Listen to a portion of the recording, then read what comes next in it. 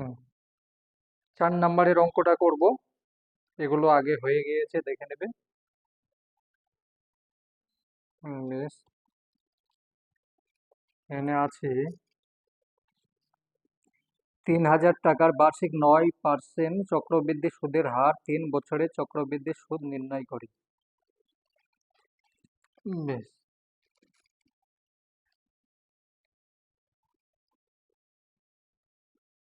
4 number. 3,000 না, 30,000। 30,000 টাকার 9% সুদে 1 বছরে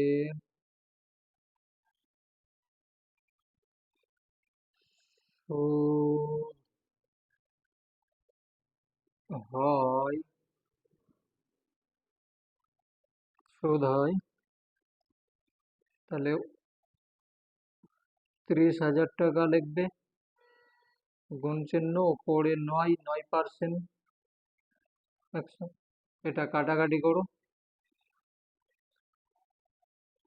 সমান 3 9 27, দুটো শূন্য টাকা। 1 বছরের সুদ হলো এইটা। অতএব দ্বিতীয়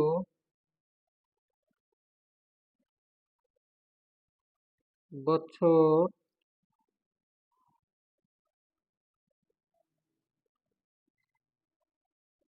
দ্বিতীয় বছর দ্বিতীয় বছর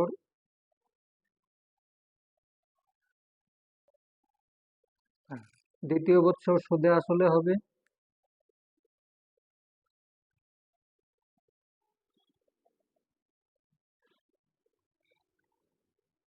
হবে এখানে সুদ হচ্ছে 2700, আর এখানে আছে 30,000 টাকা, সমান 3200 টাকা। এটা হলো দ্বিতীয় বছর। তাহলে আবার 32,700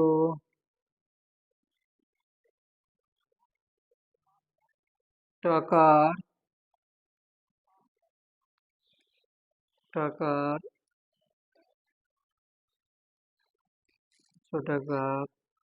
9% সুদে 1 বছরে সুদ হয়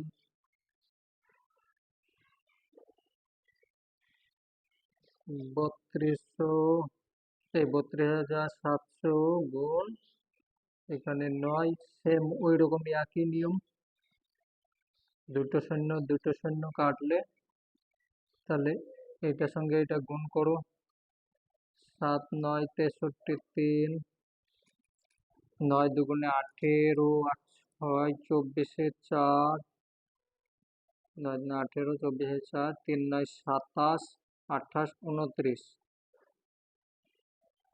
43 টাকা। অতএব দ্বিতীয় বছরে সুদ হলো এত টাকা। এবার তৃতীয় বছর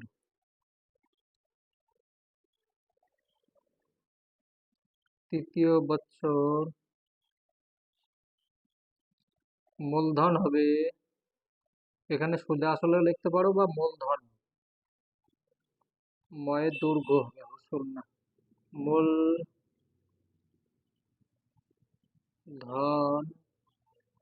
হবে কত, এখানে ছিল আর এটা হয়ে গেল 3200, 32,700 প্লাস 2900 43 2943 টাকা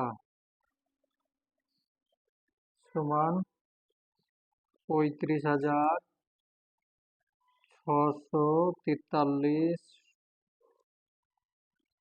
টাকা। এটার সঙ্গে এটা যোগ করলে এটা হচ্ছে, তাহলে তৃতীয় বছরে মূলধন হচ্ছে এইটা। আহ 1 মিনিট, তৃতীয় বছরে মূলধন এইটা হচ্ছে, তাই তো? এবার এইটা সুদ বের করতে হবে। অতএব 35,643 টাকা 9% সুদে 1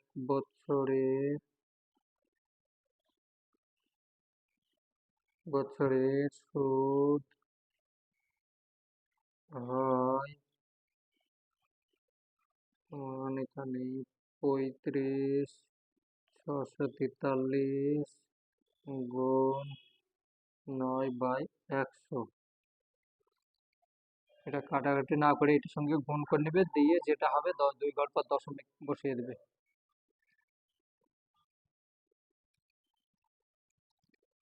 সমান, হ্যাঁ মানে টাকা লাগবে, মানে এটা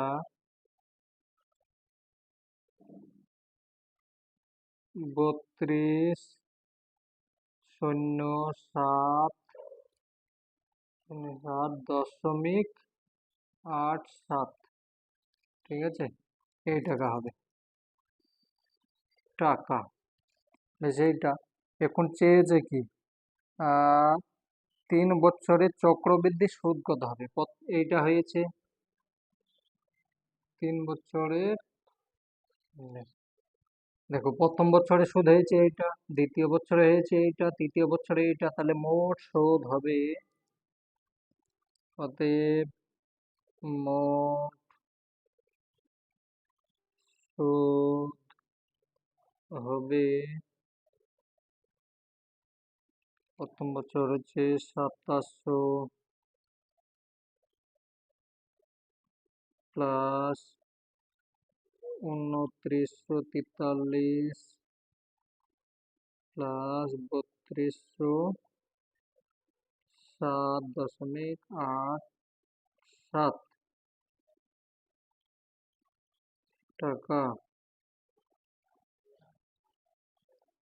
সমান, এটা যোগ করে দেখে নেবে, আমি ডাইরেক্ট করে দিচ্ছি না, সময় বেশি লাগবে। 8,850.87 টাকা। এটা উত্তর হয়ে গেল।